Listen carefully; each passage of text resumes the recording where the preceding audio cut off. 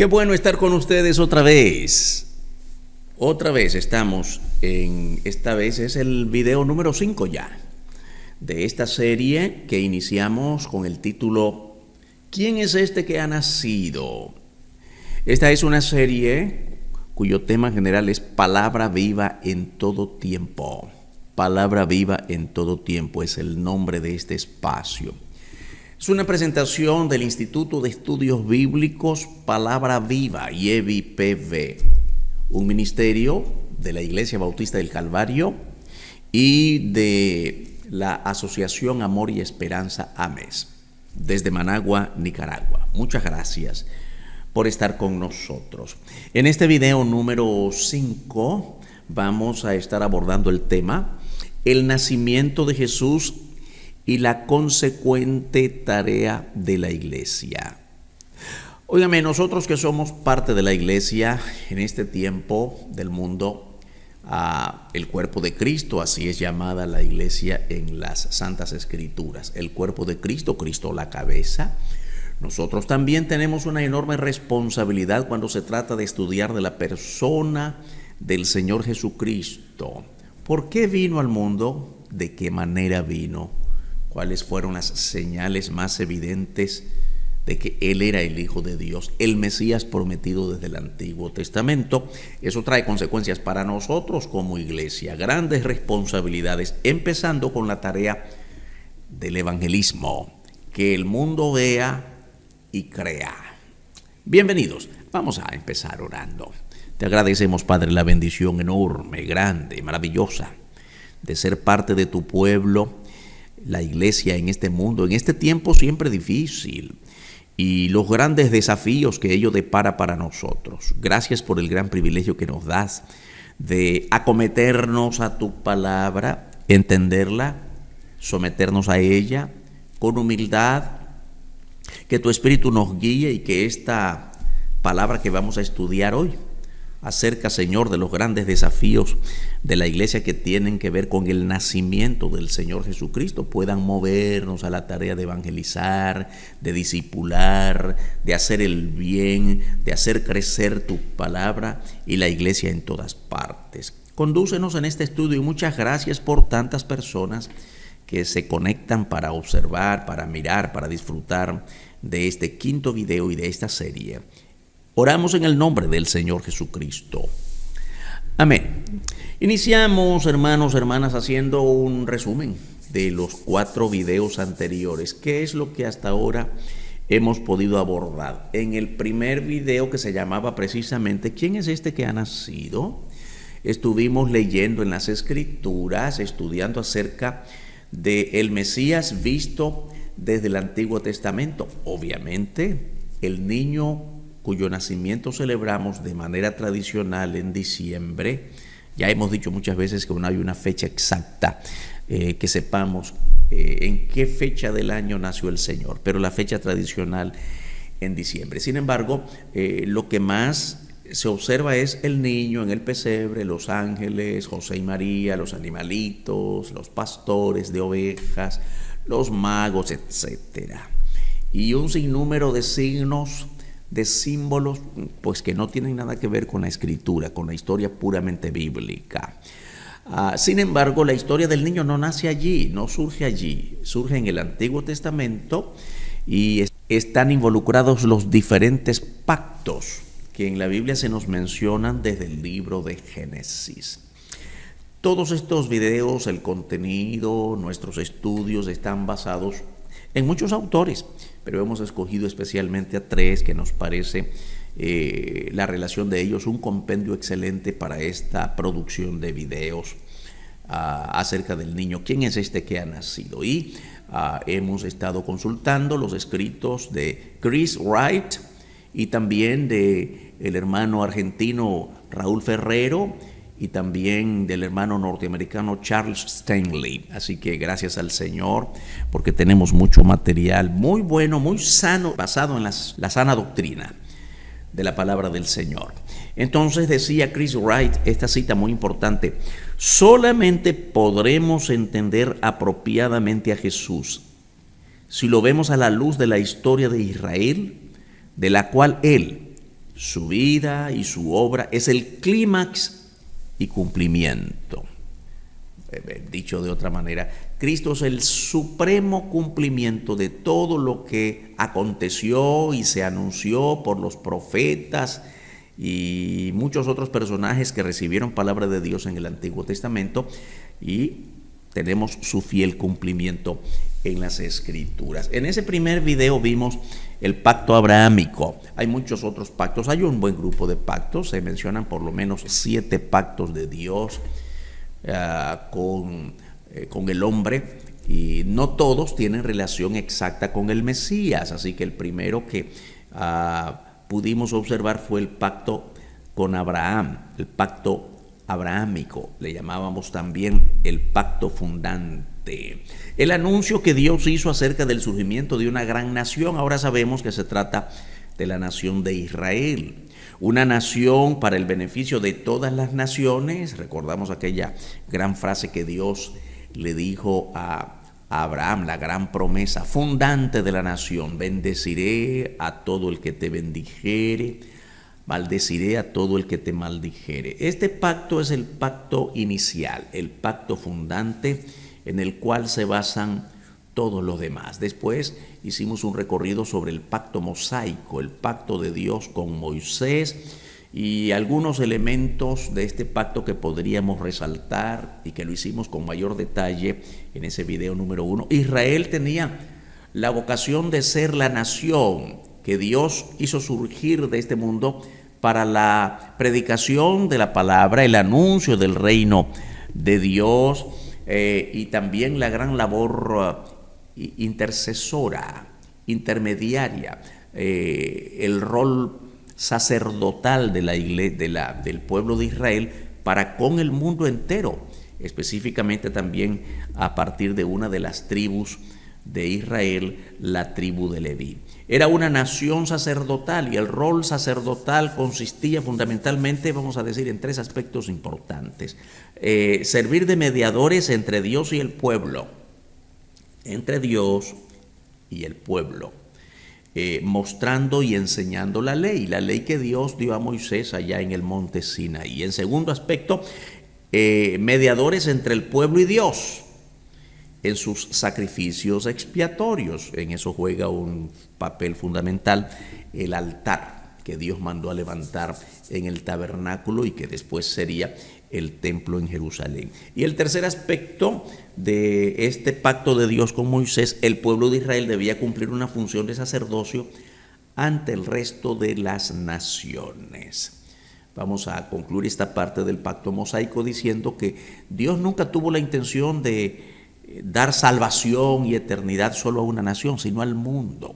Entonces, el rol del pueblo de Israel era transmitir esa palabra de rescate que Dios quería dar a la humanidad por su pecado a todo el mundo a través de una nación cuyo sacerdocio tenía que realizar el pueblo de Israel. Y el tercer pacto que vimos en ese primer video era el pacto davídico, un pacto esencialmente mesiánico, el pacto de Dios con David. Y hay 4 promesas importantes que pudimos estudiar en ese primer video que Dios dio a David: una casa, un templo, un trono, un reino. Una casa quiere decir la descendencia de David, de la casa de David, de la tribu de David, de la familia de David descendería quien habría de ser el Mesías. Después, un templo. David en su reinado en algún momento quiso levantar un templo para Jehová en su adoración. Lo adoraban en el tabernáculo que habían levantado por mandato de Dios desde el desierto. Levantaron el tabernáculo, Dios lo mandó así a Moisés, y adoraron a Dios y ofrecieron sacrificios en ese tabernáculo que se movía de un lado a otro porque el pueblo iba de camino a la tierra prometida durante toda la travesía del desierto. Y llegaron a la tierra prometida y no levantaron templo. Y David quiso hacerlo, Dios no se lo permitió, sí lo permitió a su hijo Salomón, pero se levantó un templo. Dios había prometido que a la familia de David le tocaría el honor grande de levantar un templo a Jehová. Una tercera cosa, el trono, que ya mencionamos. La tercera promesa trata con el trono, la autoridad real de David y Salomón, un trono. Y ese trono, la cuarta cosa que Dios prometió a David, un reino.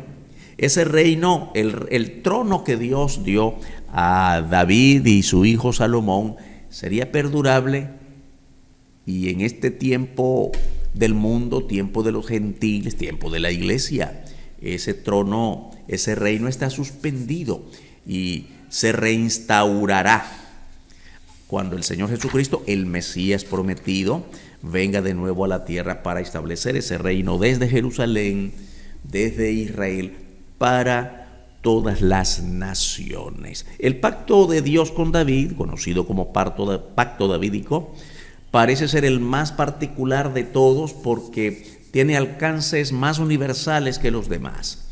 Y por supuesto, todos los pactos mencionados están en estrecha relación uno con el otro hasta culminar en la persona del Señor Jesucristo, en la llegada del Mesías.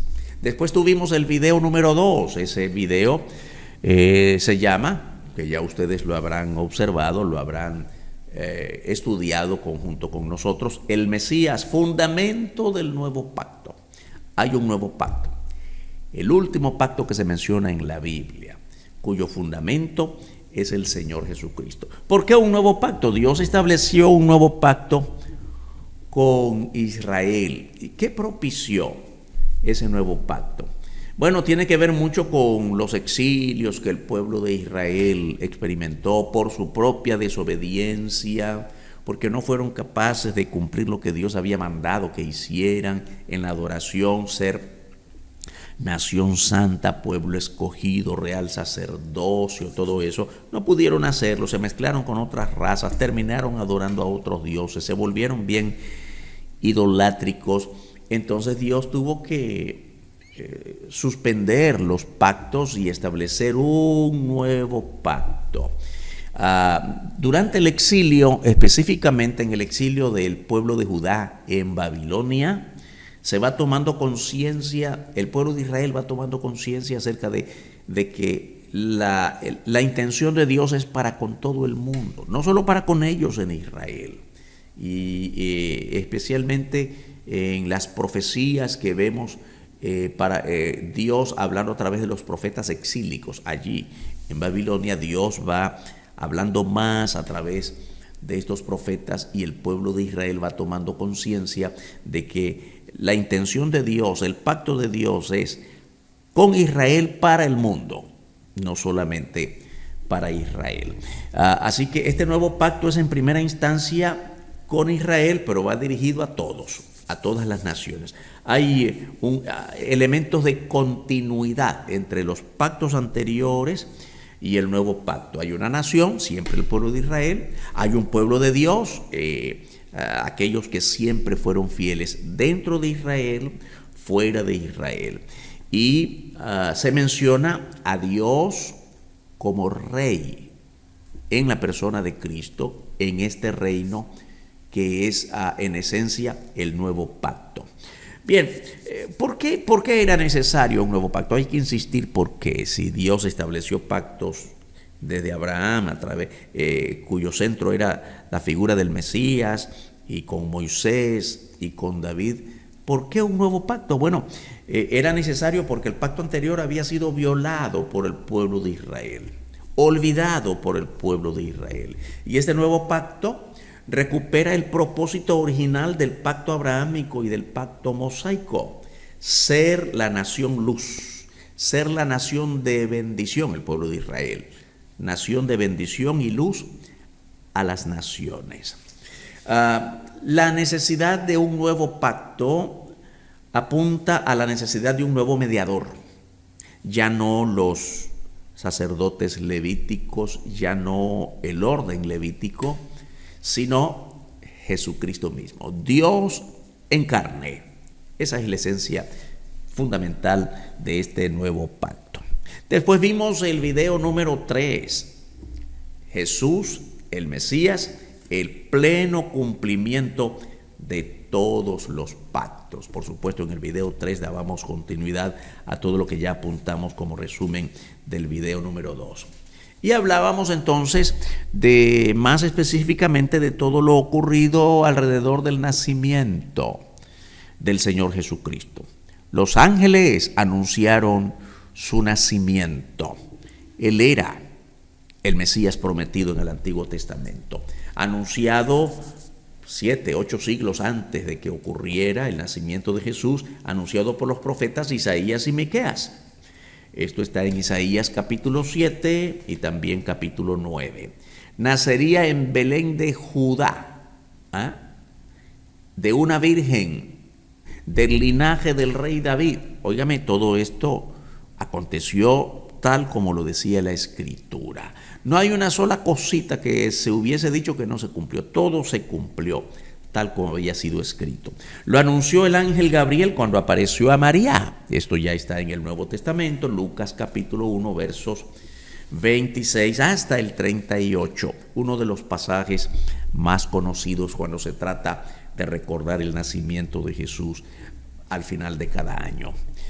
También observábamos, según la Escritura, se cumple cuando Dios había anunciado en Génesis 3:15 acerca de la simiente de la mujer, un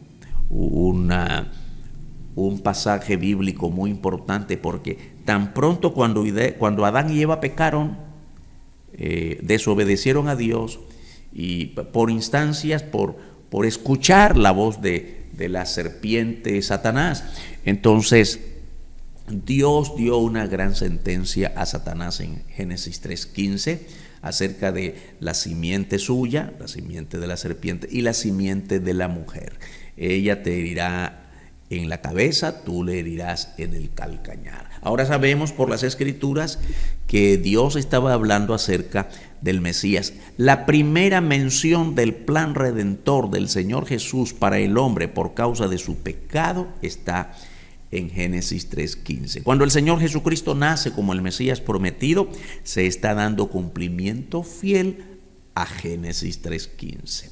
Cristo también es la simiente de David, simiente proclamada en el Salmo 72, que ya tiene que ver con el reino, con la proclamación, con el trono que el Señor Jesucristo ocupará cuando esté de nuevo en la tierra para gobernar en el milenio.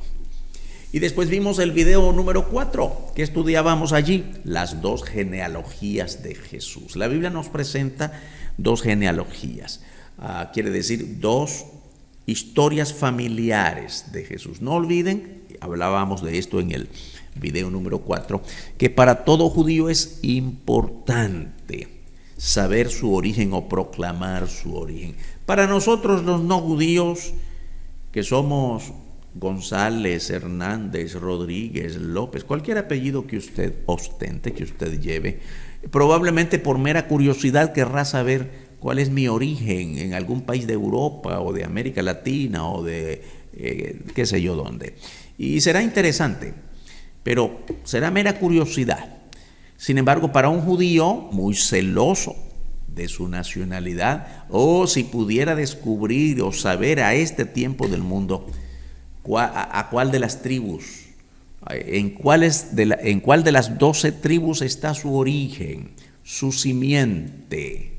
Y muchos querrán llegar hasta el origen de la simiente que Dios proclamó para el pueblo de Israel, Abraham. Así que para ellos es muy importante. Así que la Biblia nos presenta, cuando el Señor Jesús nace, Lucas quiere presentar al niño Jesús como el hijo de la mujer, la simiente de Génesis 3:15, y presenta a Lucas la genealogía de Jesús desde Adán y Eva hasta el momento en que nace, desde el comienzo del mundo, ¿ya?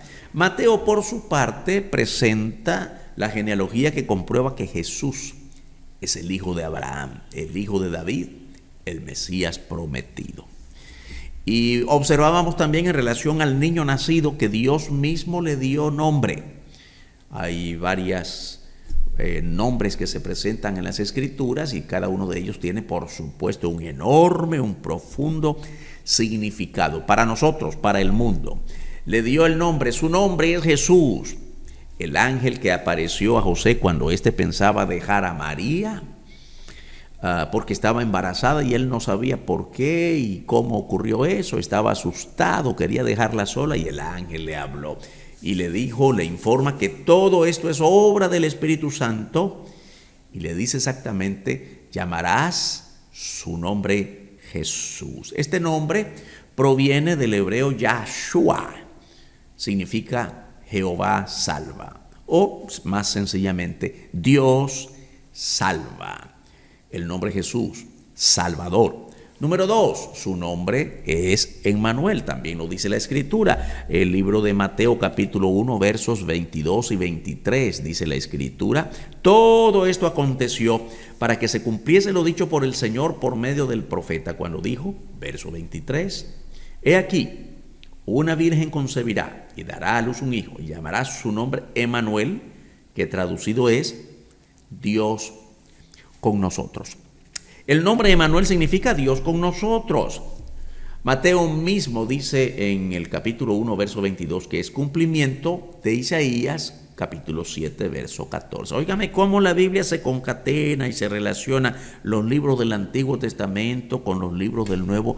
Es precisamente eso lo que da origen a la llamada canonización. ¿Por qué los libros de la Biblia componen la Biblia actual? Bueno, porque se concatenan, se relacionan, se dan referencia a un libro con el otro. Y Mateo es fiel a eso y dice, cuando dice que el Señor Jesús será llamado Emmanuel, es cumplimiento de Isaías capítulo 7, versículo 14. Un tercer nombre que aparece en la Biblia, entre otros, su nombre es Netzer, que significa nazareno o retoño.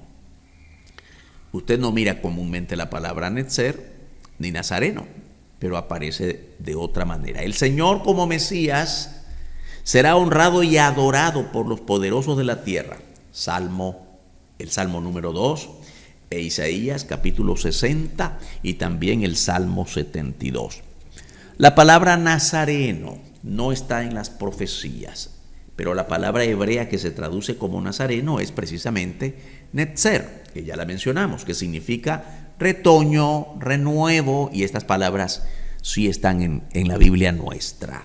Y esta es la palabra que aparece en las profecías de Isaías capítulo 4, versículos 2 al 4. Por supuesto que nosotros tenemos la esperanza de que usted no solamente esté apreciando estos videos, sino que vaya a comprobar a la Biblia. Es así como crecemos todos en el conocimiento del Señor Jesucristo cada vez más. Muy bien, y en este video, como ya anunciamos, el nacimiento de Jesús y la consecuente tarea de la iglesia. Óigame, cuando el Señor Jesús nace, ya estamos en el tema propio de este video, pues un niño más, un niño insignificante. ¿Qué extraordinario podemos ver en el Señor Jesús como un niño? Sin embargo, su nacimiento se volvió el hecho más trascendental de la historia del universo, por supuesto, porque se trata de la persona que ha venido del cielo a la tierra para entregar su vida en sacrificio por todos nosotros. Ya hemos dicho que aproximadamente 7 siglos antes de que se diera el hecho histórico del nacimiento de Jesús, el profeta Miqueas había anunciado el nacimiento del Mesías. Miqueas capítulo 5, versículo 2 dice la Escritura así: pero tú, Belén Efratá. Una cosa muy importante, Belén en aquella época no era la gran ciudad que hoy era, ni siquiera era una población importante, un pobladito, un caserío. Sin embargo, Dios declaró esta gran profecía a través de Miqueas de un pueblito insignificante, pero tú, Belén Efratá, pequeña para estar entre las familias de Judá, de ti me saldrá el que será Señor de Israel. Y sus salidas son desde el principio, desde los días de la eternidad. Óigame, no dice desde el principio de una fecha, de un siglo, de un año, no, de la eternidad. El Señor Jesucristo viene como Dios encarnado en un niño, pero Él es eterno. Esta es una palabra contundente que encontramos en Miqueas. Y desde aquel tiempo, 700 años antes, Dios usó a un hombre impío, líder del Imperio Romano, cuando nació el Señor Jesucristo. Este es el emperador Augusto César, para promulgar una ley acerca de que cada hombre debía empadronarse en su lugar de nacimiento. Nos hacemos esta pregunta importante. Si José y María están en Nazaret de Galilea y la profecía dice que el niño o el Mesías nacería en Belén de Judá, ¿cómo es posible esto? Si nosotros hubiésemos estado allí y alguien nos dice, ¿saben que María será la madre del Mesías? Diríamos contundentemente, no puede ser. Porque el Mesías está profetizado por Miqueas que nacería en Belén de Judá y Nazaret de Galilea está muy al norte. ¿Cómo es posible esto? Dios acomoda las cosas, los tiempos, los acontecimientos, de modo que ocurran las cosas como Él quiere que ocurran. Y así fue que el emperador romano de aquel tiempo, Augusto César, estableció, mandó, promulgó una ley para que cada ciudadano se empadronara. Esto es el censo. Muchos países nuestros realizan censos cada año, cada periodo, 5 años, 10 años, conocen el número de su población y eso les permite establecer políticas de atención social, cuántas escuelas, cuántas carreteras, cuántos hospitales. Para eso es un censo. Bueno, probablemente el empadronamiento o censo que mandó Augusto César en las provincias de Israel no llevaban exactamente el mismo propósito, pero se estableció un censo. Y una cosa muy importante, la mayoría de los censos del mundo de hoy, las naciones nuestras, si usted nació en una ciudad y ahora vive en otra, usted puede censarse allí donde vive. Pero es interesante que el emperador romano mandó, probablemente eso era muy común en los empadronamientos de aquella antigüedad, aquel tiempo, cada persona tenía que registrarse en el lugar donde había nacido. Y José había nacido en Belén de Judá. Por esa razón, observe usted como ya dijimos, Dios acomoda las cosas. Y un hombre que no cree en Dios, que no conoce nada del Mesías, ni nada ni de las profecías, Dios lo movió para que estableciera o mandara o ordenara ese censo. Y José y María se vieron obligados a moverse hasta Belén de Judá, tiempo en el cual le tocó a María dar a luz al niño Jesús. Así se cumplió la profecía. Por causa de esta ley, José y María, que vivieron en Nazaret de Galilea, se tuvieron que mover. Dice Lucas capítulo 2, versos 1 al 5. Aconteció en aquellos días que se promulgó un edicto de parte de Augusto César, que todo el mundo fuese empadronado. Este primer censo se hizo siendo Cirenio gobernador de Siria, e iban todos para ser empadronados, para registrarse en el censo, como ya dijimos. Cada uno a su ciudad. Verso 4. Y José subió de Galilea, de la ciudad de Nazaret, a Judea, a la ciudad de David, que se llama Belén, por cuanto era de la casa y familia de David. Ahora dice el verso 5. Para ser empadronado con María su mujer, desposada con él, la cual estaba encinta. Ahora todos sabemos que al moverse a Belén de Judá llegó el momento de dar a luz y allí nació el Señor Jesús. Dios muchas veces hace cosas usando a personas impías, como usó al emperador romano, personas de quienes menos esperamos que sean parte del cumplimiento de una profecía, pero es decisión de Dios. Eso es muy importante. ¿A quiénes usa Dios para sus grandes propósitos? Ahora vamos a tratar de ir relacionando al final de esta presentación, de este video, la persona del Mesías, del niño Jesús, del Señor Jesús, con la iglesia de hoy. Porque nosotros podemos considerarnos también insignificantes. ¿Quiénes somos nosotros? Ciudadanos simples, trabajadores de todos los días, Con lo que hacemos quizás no impactamos el mundo. Pero en la obra de Dios tenemos un rol muy especial. Así que cuando se trata del ministerio, del desarrollo, de lo que cada uno hace en la iglesia donde participa, somos muy importantes en la obra de Dios. Sin embargo, otra vez decimos, ¿por qué Dios nos buscó? ¿Por qué Dios nos usa? ¿Por qué Dios nos salvó? Mire, la persona de María. ¿Quién es María? Una joven muy piadosa. No tenemos en el relato bíblico gran historia acerca de ella en cuanto a que era profetisa, era maestra conocedora de la ley. ¿Quién era María? Una simple mujer, piadosa, claro que sí, obediente, seguramente, pero nada extraordinario. Dios usó a esta mujer para dar a luz al niño Jesús. ¿Quién es José? Igualmente, hermanos, hermanas, un hombre también piadoso, de quien no tenemos gran información en las Escrituras, ningún maestro de la ley, ningún profeta, ningún rabino, un hombre sencillo, pero le tocó el rol de cuidar a María y de velar por el crecimiento del niño Jesús en sus primeros años de vida. Muchos de los personajes bíblicos en toda la Biblia son también humanamente insignificantes, pero Dios les escogió para grandes cosas. ¿Quién era Pedro?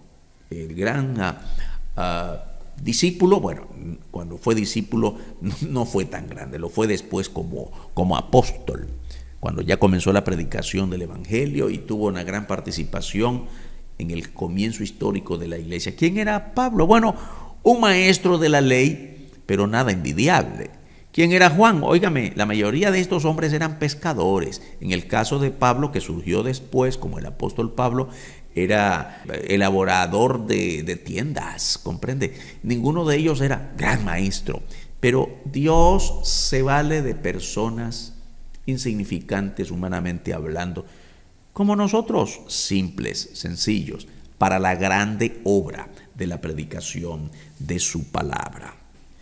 Tampoco se puede valorar a una persona por el entorno donde nació o creció. Es decir, nació en tal lugar que, mire, de esto recuerden que hay una frase cuando el Señor Jesús ya estaba predicando en su ministerio terrenal y alguien dijo, un profeta de Galilea, puede salir algo bueno de Nazaret. A veces nosotros nos hacemos idea de una persona por el lugar donde nació o creció, por el entorno familiar, a veces hasta por el apellido. ¿Quiénes son estos? ¿Quiénes son los otros? Hermanos y hermanas, no tenemos que juzgarnos por esas razones. Cuando ya estamos en Cristo, qué cosa tan importante. Dios en nosotros, su Espíritu Santo que mora en nosotros por la gracia de Dios, por nuestra fe en Cristo, ahora tenemos un enorme valor y Él espera nuestra obediencia para hacer de nosotros de verdad personas muy útiles en sus grandes propósitos. Cuando la iglesia cumple su rol de evangelización, hermanos y hermanas, estamos dando fiel cumplimiento a aquel mandato del Señor en lo que damos en llamar la Gran Comisión. La frase Gran Comisión no está en la Biblia. Los títulos y subtítulos que tienen nuestras Biblias son dadas por las casas editoriales, por quienes compusieron, arreglaron el libro como texto, pero no están en el original griego. Cuando decimos la Gran Comisión, ir y hacer discípulos a todas las naciones, bautizándolos en el nombre del Padre y del Hijo y del Espíritu Santo, enseñándoles todas las cosas, la Gran Comisión. O ir y predicar el Evangelio a toda criatura. Ya sabemos que lo primero era la versión de Mateo, la segunda la versión de Marcos. Entonces, y Lucas también señala la Gran Comisión, pero o también en Hechos 1:8, y recibiréis poder cuando haya venido sobre vosotros el Espíritu Santo y me seréis testigos. Hermanos, hermanas, tenemos una enorme responsabilidad de la evangelización. No hubiese evangelización, no hubiese evangelio si Cristo no hubiera venido. El Evangelio tiene su raíz en el Señor Jesucristo. Jesucristo es la simiente del Evangelio. El Evangelio de salvación por fe. El Evangelio de salvación por gracia. Y esa es la razón por la cual existe la iglesia. Cuando la iglesia cumple su rol en la evangelización y cada creyente en particular cumple su papel, estamos siendo parte importante de la obra consecuente del nacimiento del Salvador Jesús. Hemos sido escogidos, hermanos y hermanas, para llevar a cabo la tarea más grande que continúa al sacrificio del Señor Jesucristo en la cruz, la evangelización del mundo. Y ninguno de nosotros debería sentirse insignificante para tan grande cosa. El significado más grande del nacimiento de Jesús no es su simple nacimiento, sino la razón por la que nació. ¿Por qué tuvo que nacer? ¿Por qué tuvo que venir del cielo a la tierra? Vino a salvar al mundo. Qué bueno reconocerlo y agradecerlo a Dios. No vino a salvar una nación, vino a salvar al mundo. Y nosotros estamos en el mundo, somos parte del mundo. Y qué glorioso pensar que somos parte de esa tarea tan grande. El anuncio de los ángeles a los pastores fue: os ha nacido un Salvador. Y ese debe ser el anuncio más importante de la predicación del Evangelio. Al mundo entero le ha nacido un Salvador. Qué bueno, hermanos y hermanas. Estamos concluyendo esta serie de 5 videos que esperamos que usted los comparta con otros. Primero, que los observe, que los estudie, no solamente que los vea y se quede con ellos, sino vaya a la Biblia.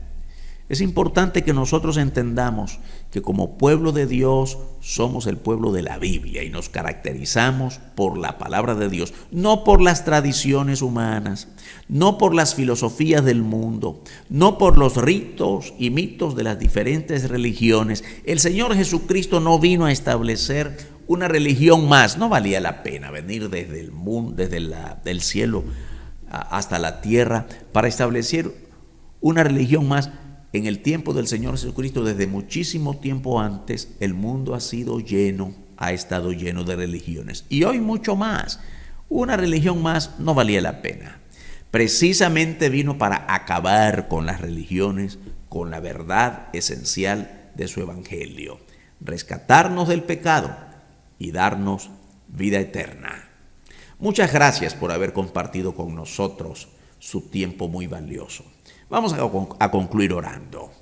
Te damos gracias, Padre, por esta palabra, por tu palabra que nunca falla, que nos alienta, que nos alimenta, que nos edifica y nos clarifica acerca de cuál es el rol que tenemos pendientes por hacer cada día en la evangelización del mundo.